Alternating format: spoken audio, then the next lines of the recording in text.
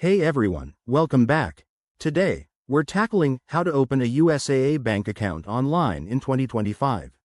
If you're a military member, veteran, or eligible family member, USAA offers great banking perks like low fees and strong security. Let's dive in and get you set up step by step. It's easier than you think. First, check your eligibility.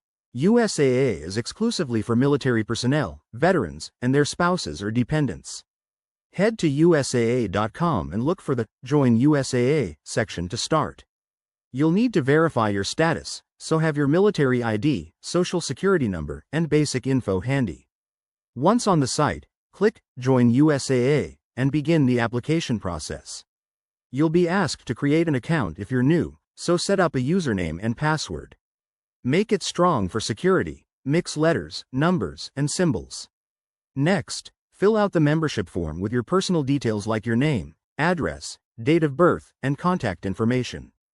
Double-check everything for accuracy to speed things up. If you're eligible, you'll move on to selecting your bank account type. Options include checking, savings, or even a credit card.